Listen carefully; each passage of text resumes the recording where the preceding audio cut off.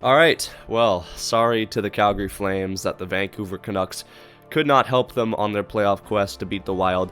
Do I care that much? Not really. I mean, I would rather see the Flames and the Wild in because the Wild just plays such a boring brand of hockey, and you already know it's going to be a wash of a series with whoever they go up against.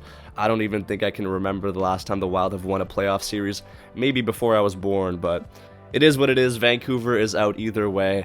So as far as significance for them, this game doesn't really mean anything. I do have to say though, the refs in this game had some questionable moments. Maybe 6 is too many Canadian teams in the playoffs for Gary Bettman's liking. But then again, maybe I'm off the mark. We'll talk about it starting off with the first period of play. Early on, and the Canucks with some good pressure here. It's Marcus Pettersson who gets a pass and snipes it by Gustafsson to get his first career goal as a Vancouver Canuck. He's been solid defensively, nice to see him finally get on the score sheet as well. In the second, Marcus Pettersson with a big hit on Chisholm.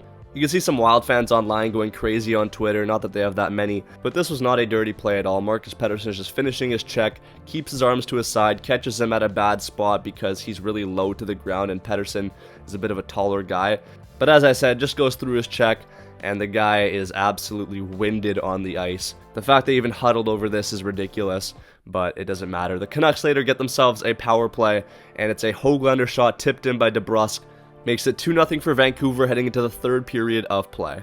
It doesn't take long for the Wild to cut into Vancouver's lead as Brock Faber has a shot and gets it by Lankinen, making it a 2-1 hockey game. Shortly after, Forbort and Trenin have a fight. Forbort is down and defenseless. Trenin winds up and sucker punches him. A very classless move, you just don't really do that. But I wouldn't expect anything less from the guy that was about to throw hands with the referee. He just cannot control his anger, might need to see some sort of specialist for that. I'm not too sure. But the resulting play is no power play for the Vancouver Canucks. Yes, there was a misconduct, but to be honest, you're probably doing the Wild a favor by keeping Trenin out of the lineup. He's just that bad. But anyways, Ratu has a breakaway on one end, can't get it by, and then Marcus Foligno ties the game up at 2 apiece, so we are headed to overtime in this one.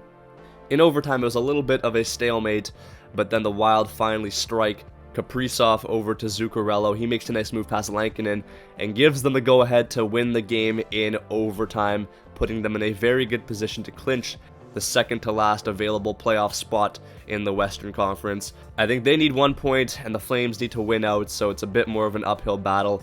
As I said, it is too bad because I would have preferred to see Calgary. But if I'm being completely honest, no matter if it was Calgary or the Minnesota Wild in that final spot, both are going to get absolutely dogged by the Jets or even the Vegas Golden Knights, so it doesn't really matter in the grand scheme of things. But that's all for me in this video. Thank you all so much for watching. Give me your thoughts on the events of what went down in this game. Let me know which teams you want me to cover in the first round of the Stanley Cup playoffs. I'm leaning towards the series that have Canadian teams like the Habs, Leafs, and Oilers, but we'll see when all is said and done. Make sure you sub if you're new. Peace out and take care.